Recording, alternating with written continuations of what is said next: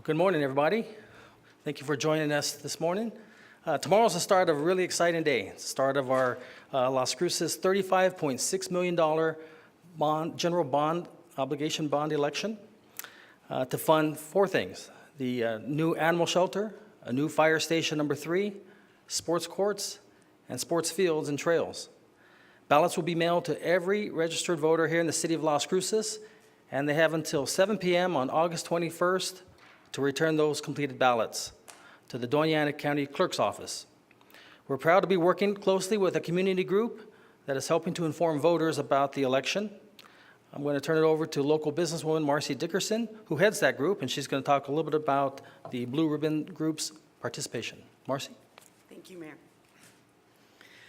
We have established a wonderful committee of community volunteers, parents, and local business people that are all very excited for the GO Bond. One of the things that we feel is that the GO Bond is essential to the quality of life in Las Cruces. One of the challenges we face is this will be the very first time we ever do a mail-in ballot election. And getting people to go to the mail and open it and fill it back out and send it back in seems to be one of the challenges that we're looking forward to addressing.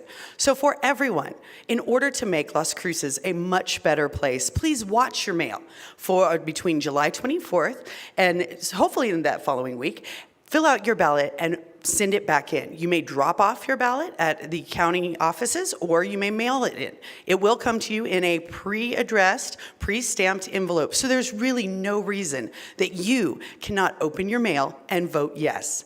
We do have a wonderful campaign going on with Facebook, billboards, media, newspaper, and radio that will all help remind you to open your mail and vote yes for the GO Bond. Thank you, Marci. One of the GO Bond questions is going to be funding a new animal services shelter. And here to describe the need is Mr. Paul Richardson, who's the kennel supervisor at the Animal Services Center of the Mesilla Valley. Paul? Thank you, Mayor. As you said, I'm Paul Richardson, kennel supervisor at the Animal Service Center. Right now, the Animal Service Center is operating out of a building that was first put together back in the early 80s. It was designed as a pound. A lot of people don't realize there's an important difference between a pound and an animal service center. With a pound, your goal is get animals in. If somebody doesn't come for them within a certain amount of time, you let them go, unfortunately euthanize.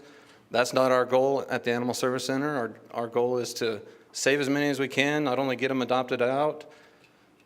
We have programs to get them back to their homes. We have programs to get them to other rescue groups, things like that.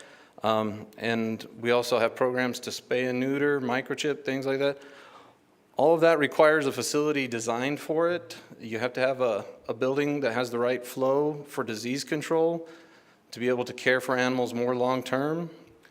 And to do that, it has to be designed in a way where the animals come in, they get the proper medical care, they get proper exams, and right now we don't have the facilities to do that properly. We're doing what we can with what we've got, but hopefully with this GO Bond, excuse me, we'll be able to get a facility that allows us to reach our potential, to get more animals in the community spayed and neutered, get our animals in a better condition where we can have a better hold on disease control, reduce the spread of disease between the animals, get the housing areas disinfected better, things like that.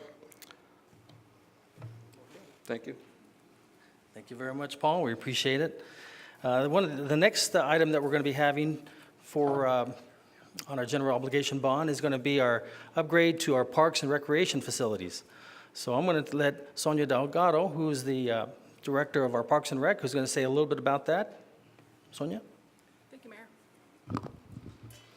Good morning. Sonya Delgado, Parks and Recreation Director. This is a great day and this is a great time because we have an opportunity to upgrade a lot of facilities in Las Cruces. We have grown immensely in the last several years and our facilities have kind of lagged behind. So with these two GO Bond questions, we can have a significant impact on our community. One of which is upgrading our facilities, mostly on Hadley. That's where most of the ball fields are located currently. We need some new upgraded lighting, bathrooms, dugouts. We need new bathrooms. We need additional space. We also need some brand-new facilities. So we're hoping that we can do that out of the East Mesa Public Safety Complex area. So we're really, really excited. We hope you go out, fill out the ballots, and don't forget to sign them, turn them back in. And if you have any questions, by all means, give us a call. Thank you, Sonia. You know, with so many people moving into Las Cruces, they're bringing their families here, and we're basically running out of space for parks and recreation, so we appreciate that very much. Now I'm going to also talk about on the bond election is going to be a need for a new fire station number 3. This is a fire station that was built in 1967. It's pretty old, and so I'm going to ask Chief Eric Enriquez to talk a little bit about that. Thank you, Mayor. Good morning. Eric Enriquez, Fire Chief for the City of Las Cruces. First of all, I just want to say that we're very thankful, we're very grateful to be on the bond, to be a question to replace Fire Station 3. As the Mayor stated, it was built in the 60s along with Station 1 and Station 2, but Station 3 is the one in dire need of a lot of maintenance and repairs, from the roof to the foundation to plumbing issues.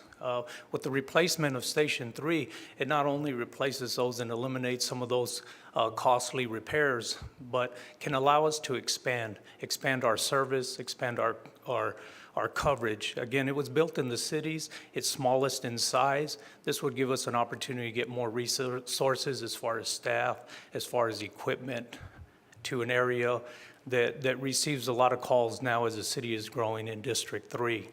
Also, we at the Las Cruces Fire Department, we're very proud of being an ISO 1, the highest ranking you can get. Helps to reduce insurance costs to the residents of Las Cruces. So this will help us to maintain and sustain our ISO rating. Again, go out and vote yes for the Go Bond. Thank you. Thank you, Chief. Before I turn it over to County Clerk Scott Krahling, I'm going to ask Marci Dickerson back one more time. She has a parent with her who'd like to talk a little bit about the need for this bond election. Marci? Thank you, Mayor. I apologize, as our parents often are, in the mornings is very busy, especially when your son cuts his fingers. And so I would like to introduce our parent that is serving on our board, Sumer Rose Nolen. Hi, good morning. I'm speaking on behalf of the parents with children that play sports. As a child soccer coach, soccer mom, and a t-ball coach and mom, I spent a lot of time at the Hadley fields. And the soccer fields are still utilizing porta potties. And the t-ball fields could definitely use an upgrade in those facilities as well. We spend a lot of time there with our kids, weeknights, weekends, hours upon hours on end, and just making it more comfortable for those of us who are there supporting our kids, but also making it clean and fun for our kids would be a real upgrade. We would appreciate it. So make sure that you check your mail, vote yes, and mail it back in. Thanks. Thank you, Ms. Nolen, and I hope your child heals quickly. So now I'm going to ask our county clerk, Mr. Scott Krahling, to talk a little bit about the voting process and how this mail-in ballot works. Clerk Krahling? Thank you, Mr. Mayor.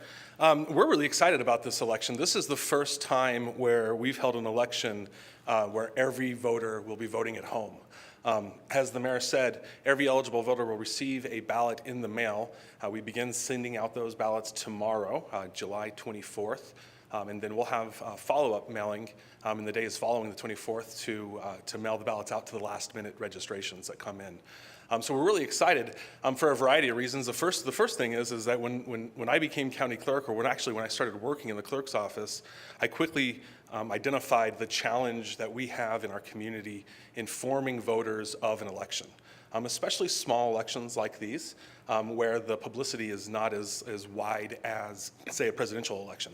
And so with this mail ballot concept, every eligible voter will be receiving a notification about the election. Not just regular voters. Campaigns won't just be targeting people out there. Every eligible voter will be notified that an election is happening. And so we're excited about that. The second reason that I'm excited is because it gives people time to think about these questions. I think this is the perfect type of election for this method because there's 10 questions. There's 4 bond questions, there's 6 charter questions, and it takes voters time to think about these things and make decisions. And so the mail ballot concept, again, ballots get mailed out on July 24th. You have until August 21st at 7 p.m. to turn those ballots into our office. So that gives you plenty of time to think about what you want to do, vote yes or no, and get those ballots turned into us. Again, you have the ability to mail those ballots directly to our office. There is no postage requirement, or you can hand deliver them into our office with yourself, a caretaker, or an immediate family member. And so we're excited, we're ready, and happy election season, everyone. Thank you. Okay, that's pretty much all of our speakers. Now I'm going to turn it open to questions. If any of you have any questions or comments you'd like to make or ask of any of the presenters. Okay. Oh, yes, Kate. Someone is not registered to vote currently, but they want to get registered to vote for this election. County Clerk, you said that you'll be mailing additional ballots? Thank you. That's a great question, and I don't know that the point was made. The deadline to register to vote for this election is tomorrow. It's July 24th by the end of the day. And you can register online all the way through midnight. You can register in our office by 5 p.m. And so because of that, we're preparing a mailing right now with the vast majority of registrations. So those registrations that have all basically already been entered are being prepared for the first mailing. The second mailing will be a mailing that includes the registrations that come in at the last minute. And so those that might come in either kind of basically today that get turned in, because we enter registrations even though the deadline is to registration is the end of the day tomorrow. There are third-party agents and there are voter registration sites that continue to turn those registrations into our office after tomorrow, and so we will do an additional mailing to catch all the last-minute registrations in a couple of days following the first one. Thanks. Thank you. Great question. So tomorrow, after 5 o'clock, no more registration. Any other questions? You have a question, Councilor? Yes. Yes, I do. I always have questions. Thank you, Ms. Dickerson, and thank you all, Sonya, and all of you. Mr. Krahling, there was an article, an editorial in the Sun News this morning indicating that it was a mail-in ballot. My understanding is that it's a mail ballot, not a mail-in, because there's the option of delivering it in person by August 21, not postmark August 21. Am I correct in that understanding? Yeah, and I'm not familiar with the article, but what we call it is kind of semantics. The essence of your comment is important. The ballot needs to be returned and received in our office by 7 p.m. on August 21st. If it's postmarked but it's not received, it will not be tallied. And so please, it needs to be received in our office by August 21st at 7 p.m., not mailed. So as you get closer to August 21st, maybe as you get 17th, 18th, rather than relying on the post, rather than relying on the mail, maybe hand delivering it to our office would be a better option, because yes, you do have the option. And so really the essence is you get to vote at home and then you get to choose. You can either walk it into our office or you can return it in a pre-postage, postage-paid envelope. Thank you, Mr. Krahling. Another excellent question. Thank you, Councilor. Could someone please speak to the impact of this GO bond on property tax? Yes, ma'am.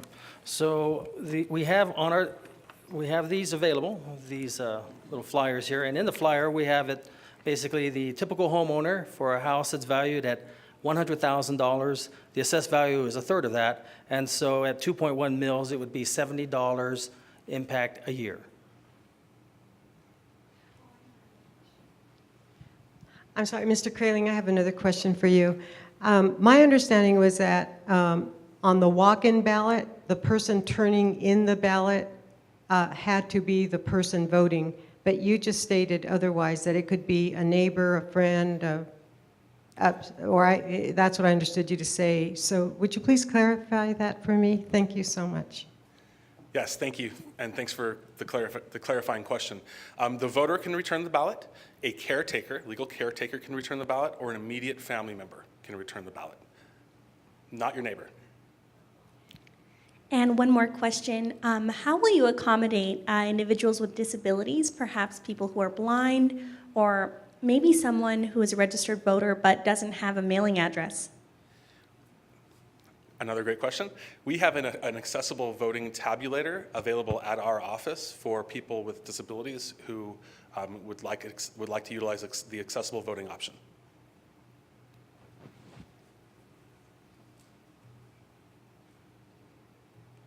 Okay, any other questions? All right, well, thank you very much for joining us this morning. We appreciate your attendance and look forward to some very favorable results. Thank you again.